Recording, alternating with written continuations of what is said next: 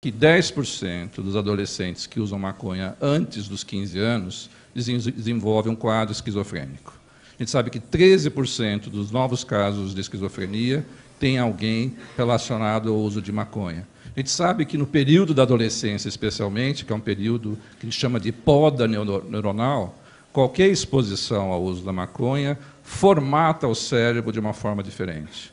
Então, não tenho dúvida que, do ponto de vista de saúde pública, nossas políticas deveriam atingir e proteger os adolescentes. A maconha foi legalizada por 5.000 anos. Nossos ancestrais não eram todos esquizofrênicos.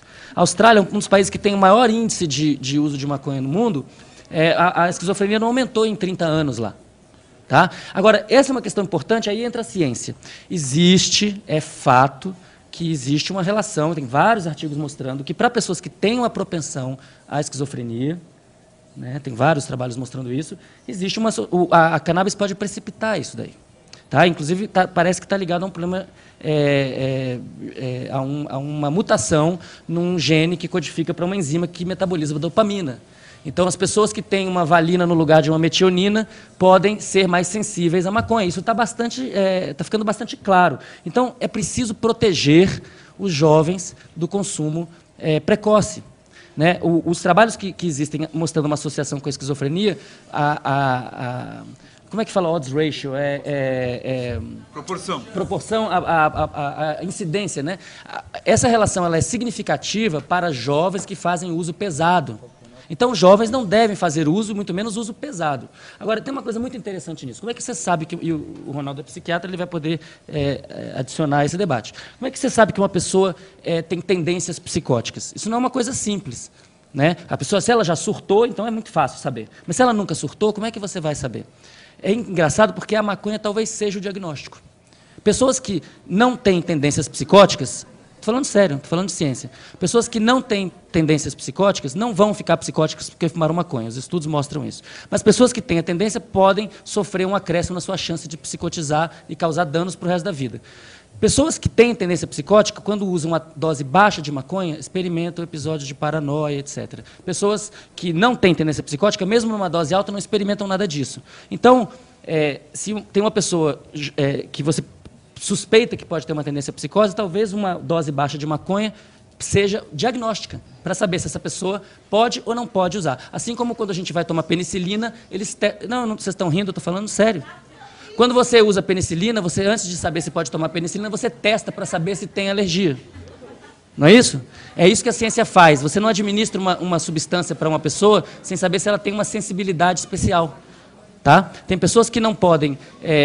consumir uma ou outra substância, ou que tem fenilcetonúria, ou que tem qualquer outra intolerância a uma determinada substância, e você precisa proteger a pessoa disso. Mas você consegue isso como? Com mais informação.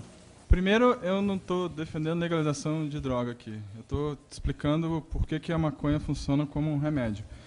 Agora, mesmo que você usar ela como remédio, ela tem efeitos colaterais. Se ela for abusada, ela vai fazer mal. Se a pessoa está dentro do grupo de risco, ela vai sofrer as consequências de usar um remédio que pode desencadear, no caso de pessoas que têm tendência a esquizofrenia ou psicose, pode até desencadear, de fato, um surto, como pode acontecer também com o álcool e outras drogas.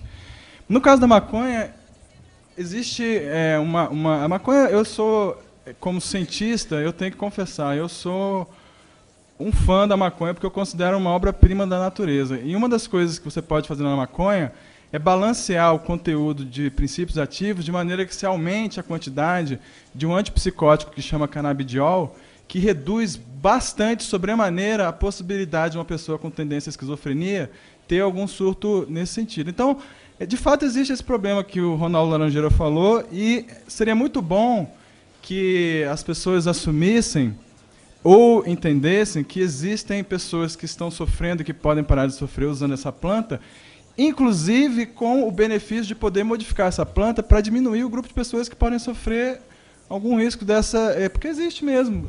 Tem grupos de risco para qualquer tipo de remédio.